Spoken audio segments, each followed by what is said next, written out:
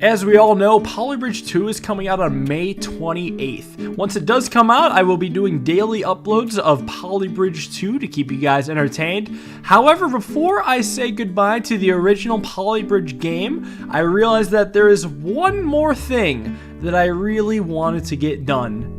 A number 1 leaderboard spot. Getting to the top of the Polybridge leaderboard is not easy. It is significantly harder than getting top 10 or even top 5 like I've done in past videos. You see, most of the number 1 spots on levels in this game have been achieved by various glitches, allowing users to get scores of $0 or significantly less than is even possible. That dominates almost every single level in this Polybridge game. So in order to find a level suitable to grind for the leaderboard, I had to look through the leaderboards of every single level just to find a decent set of candidates. I ended up making a very short list of the levels I decided to go for.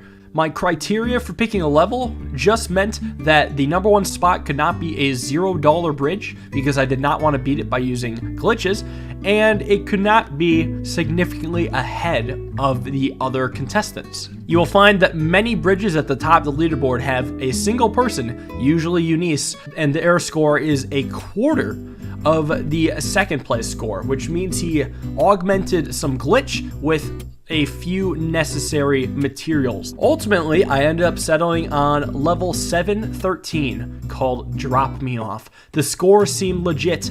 Eunice did not have a massive lead. There was not a $0 in first place. Everything seemed possibly attainable. This level is relatively simple too. 3 cars start on the left side of the bridge. 2 of them must make it across, and the third one, the middle one, has to be dropped down this ravine. It has to bounce and roll in a specific way that it actually makes it to the left while falling. The normal budget given is $25,000, which means we're going to have to make a huge difference to get to under $4,800, where the number 1 place resides. Our main design starts off at about $13,000, which is a good start. However, it doesn't actually even work anymore. So I fixed it up a little and shaved some dollars while making it work, and I was able to get a working design down to $12,000. Here's what it looks like so you can get a better idea of how the level works. However, after completing this and getting to about 340th place, I realized that this is not even close to the design I'm going to want. It is at this point that I basically demolish all of the wood and supports I have going on and replace them with a new and cheaper setup. To try to save money, I placed all my supports on the bottom side. That way I could have them be closer to the joints, taking up less distance and costing less money. I also tried to reduce the number of hydraulics to bring down the cost because hydraulics are the most expensive material. However, I very quickly realized this could not support the weight of a car when it detached, and I realized I would need to try a different idea. Next up is the dangling road bridge. A very easy way to make a cheap bridge is to use the curved line tool to draw a little bit of a dip and fill it in with only roads. That way you can have a self-sustaining hanging road that somehow does not tear itself apart and allows a car to travel across without the need of actual supports. This, however, failed because the dangling road was not nearly strong enough to support 2 cars, and it would never work with the dropping off mechanism anyways. Next up was constructing a small jump kind of bridge. The idea behind this is when the first 2 cars go over the jump, I would like to have the second car stop while straddling the gap in between the ramps. That way, I could have a hydraulic on the right side catching ramp, lower the road down so it could slide off and fall down to the platform below. At the platform below, I would hope that it would bounce and roll in the correct way to lead me to my victory. What I found was that the idea kind of worked, except the bounce and roll part never really happened. The point where the car dropped off was simply too far to the right for it to work. While it did bounce and roll to the left a little bit, it did not cover the necessary distance to make it down to the final bottom portion of the level. However, this idea was a step in the right direction because I did use a single small hydraulic in the whole bridge, which is a lot cheaper than what I previously had that was working. It was at this point that I had my first major breakthrough. The cars can drive on the blue-green platform that is shown on the screen. Holy shit. This is very important because the length of the road has just been chopped greatly, allowing us to save money and put more focus into our development of our bridge's design. Now, there is one drawback with this strategy, is that a road can actually not directly connect to the middle joint. I believe that's because the middle joint is in land and the physics engine just does not allow that, but that's fine because what I can do is just have a road be close to the edge, attach it with a wood joint, and carry on as if everything was fine. That way the cars just have to make it over a tiny gap in the middle to go up the right side. I also had a problem with getting the cars to land flat on that platform so they could drive onto my new bridge. This was actually a bit of a problem with the first car because it was driving too slowly off the ramp and would tumble and always fall upside down, so I was trying to use a road to guide it down so it could go smoothly ahead with the second car closely behind.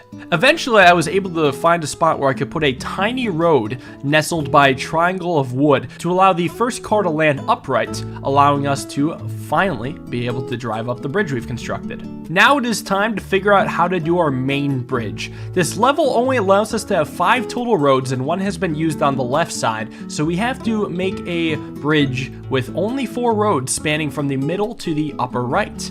Now remember, we have to use the stop sign and we have to let one of the cars drop down. My bridge eventually morphed into this design where it would arch up steeply at the beginning and then smooth off in the end, allowing the first car to be able to drive past and then having the second car stop at a steep-ish point so that actually it would roll back once the bridge decides to lower itself, and then it would fall down to the bottom. Now, how exactly would the car get to fall to the bottom if there is no apparent gap in the bridge?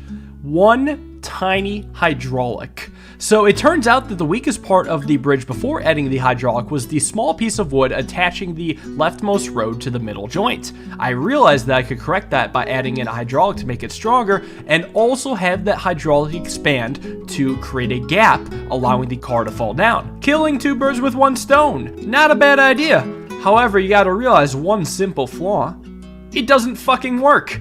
So the problem with what's happening here is that either the gap is too small, meaning the car cannot fall down, or the car manages to destroy the bridge while either falling backwards or entering the bridge if the gap is wide enough. I could very rarely seem to have a scenario where the car would make it onto the bridge without breaking it, and the car would fall off the bridge downwards without breaking the bridge again, and of course fitting. If I managed to get lucky enough so that the car would fall down to the bottom section, it still would not tumble and roll because of its lacking amount of speed. I tried to make up for its lack of speed by having the second car literally roll backwards down the bridge. That way it could create some sort of rotational momentum which would allow it to bounce properly at the bottom given some amount of luck.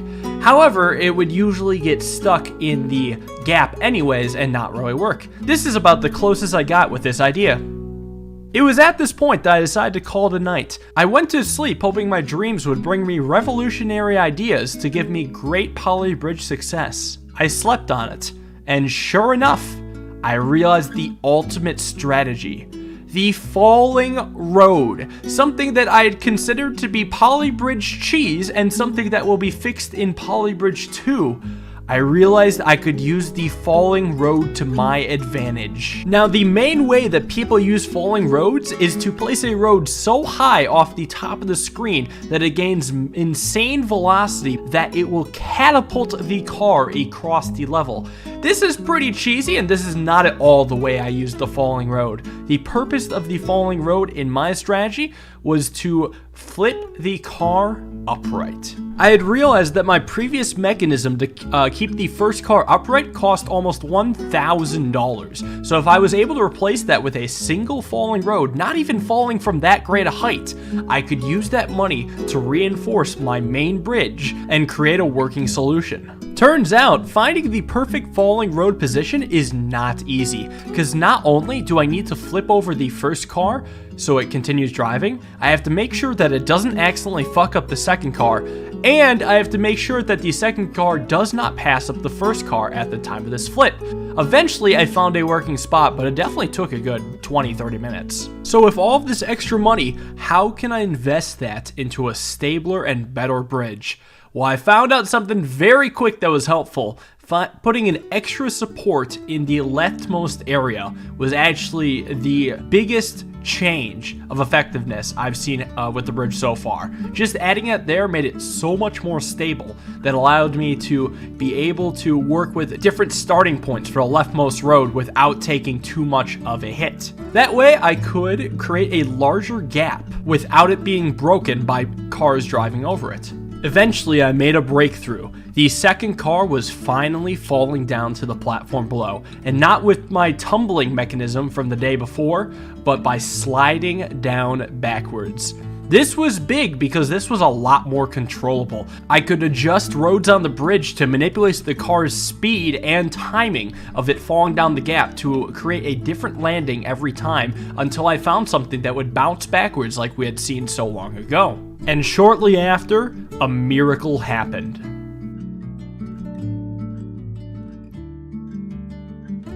The second car has made it to its flag. The perfect bounce has happened, and now all that is needed is for the third car to tumble down and make it a... Oh.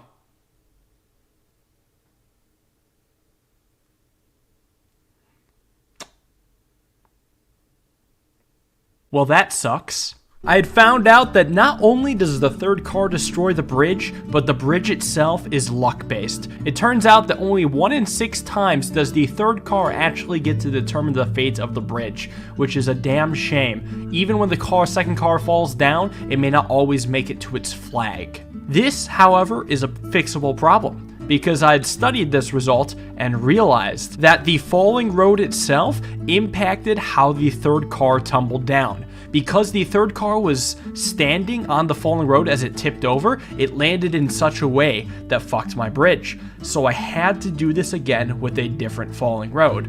Now, you think this would be as simple as just changing the falling road to maybe being a smaller road to making it work. However, the way that the road falls changes how the cars approach the bridge, which means I'm going to need a significantly different bridge to be able to receive these cars. I spent the next 40 to 50 minutes tweaking the bridge just because of this tiny change I've made in the falling road. And the next 40 minutes paid off. Eventually, I had found another working solution to get the second car down to the bottom. Everything was resting on this third car, and if we are lucky, it will land in a way that does not fuck our bridge. Holy shit, it's done it. It's climbing up. We have made it to the top, we have made it over, and our third car has completed it. Under $4,800, and if I remember correctly, that should probably be the record. Or whatever did Eunice get anyways? 4,800? 47.99? What was it? Oh. We are short.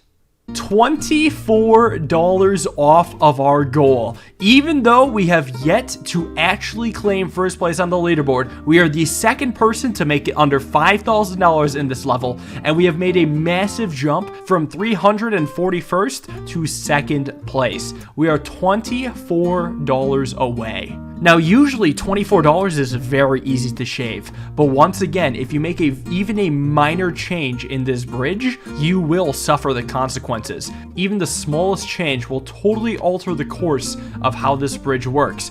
So I'm back to work again. And this time, the tweaking did not take that long. Another 5 minutes, and I was able to find that my money was shaved and my record was claimed. Ladies and gentlemen, here is the #1 bridge in Polybridge of this level. It is tight. It is clean. It is $3 cheaper than the previous record. Now, this is amazing. I'm so happy I finally got here, but I would like to do a little bit better. It usually doesn't feel good to me just beating the record by $3 or a single digit amount of dollars. Let's at least try to make our own design by pushing it as far as I can. Turns out there's actually some changes that I can make. That little wall brace isn't actually necessary as long as I replace it with a slightly different wood pattern on the actual bridge.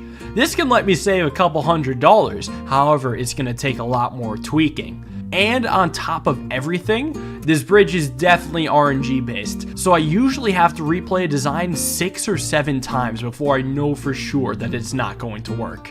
And finally, after another few minutes of tweaking, we stumble on a working bridge that costs $4,616. The new cheapest bridge in level 713. Now, it's pretty cool to have the record, and honestly, I don't care if it gets broken. All that I care about was that I was able to snatch the record by myself with my own design without using any cheats or glitches.